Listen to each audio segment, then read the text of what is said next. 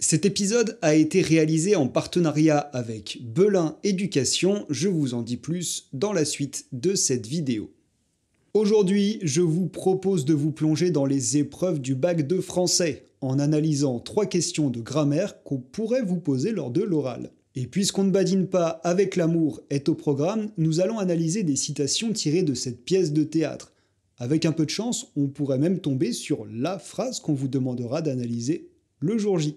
Parlons rapidement du programme de grammaire. Vous savez que vous pouvez être interrogé sur toutes les notions du programme de seconde et de première. En général, ce sont plutôt les notions de première qui tombent, c'est-à-dire l'interrogation, les subordonnées conjonctives circonstancielles et la négation. Et ça tombe bien parce que le titre de cette pièce « On ne badine pas avec l'amour » contient une négation. Commençons par là. Première question de grammaire, dans la phrase « On ne badine pas avec l'amour », analysez les marques de la négation et leur influence sur le sens de ce titre.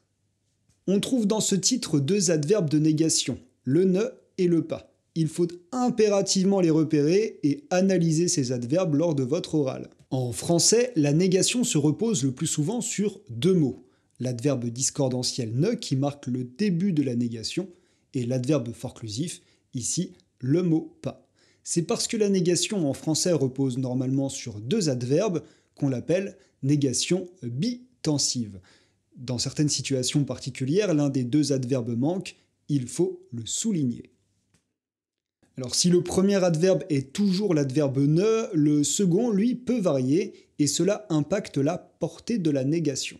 Je m'explique. Lorsqu'une négation est marquée par ne pas ou ne point, on dit que sa portée est totale. Avec un autre adverbe en fin de négation, ne plus, ne jamais, ne guère, ne personne ou autre, la portée de celle-ci n'est que partielle. Dans la phrase « On ne badine pas avec l'amour », la portée de la négation est totale, avec la dimension généralisante de cette phrase, marquée par le pronom « on » et le présent de vérité générale. L'auteur s'adresse à chacun d'entre nous et nous défend de prendre à la légère l'amour. On ne joue pas avec les sentiments.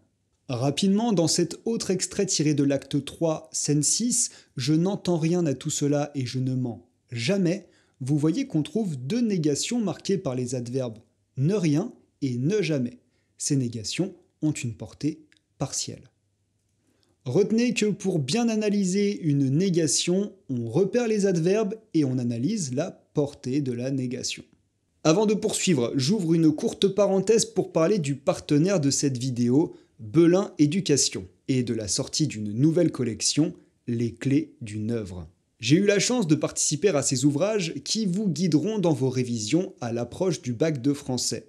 Vous y trouverez une présentation et des analyses très complètes des pièces de théâtre au programme du bac, avec de nombreuses informations sur l'auteur, l'œuvre, des clés d'analyse proposées par des enseignants de français, et même plusieurs vidéos produites spécialement par mes soins. Bref, de quoi vous guider dans la compréhension de cette pièce tout en vous préparant efficacement et concrètement aux épreuves du bac de français. J'en profite pour remercier Belin Éducation de leur soutien. Si vous souhaitez en apprendre plus et découvrir cette collection, je vous laisse un lien en description. Et on passe à la deuxième question. Identifiez la nature et la fonction des propositions subordonnées dans la phrase. Quand il fait du vent ou qu'il pleut, il vous dit tout clairement pourquoi. L'extrait que nous analysons est une phrase complexe. Elle contient 3 verbes conjugués, le verbe faire, le verbe pleuvoir et le verbe dire. Ces 3 verbes conjugués permettent d'identifier 3 propositions par ordre d'apparition, quand il fait du vent, qu'il pleut, et il vous dit tout clairement pourquoi. Les 2 premières propositions sont des propositions subordonnées. Elles sont introduites par les conjonctions de subordination quand et que.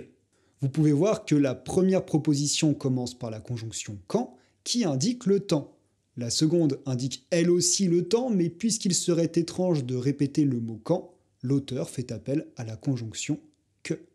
On peut donc dire que les propositions subordonnées quand il fait du vent et qu'il pleut sont 2 propositions subordonnées conjonctives et leur fonction est complément circonstanciel de temps.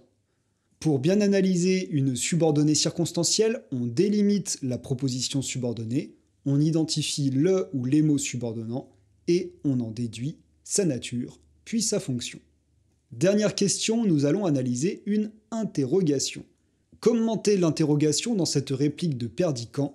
Je voudrais bien savoir si je suis amoureux. Pour commencer, on peut remarquer tout de suite l'absence de point d'interrogation. On n'est pas face à une phrase interrogative, l'interrogation n'est pas directe. Pourtant, même s'il ne l'exprime pas clairement, Perdiccas se questionne bel et bien. Il ne le dit pas ainsi, mais il se demande « Suis-je amoureux ?» Et à cette question, on pourrait répondre par oui ou par non. Et si une interrogation appelle une réponse par oui ou non, on dit que sa portée est totale.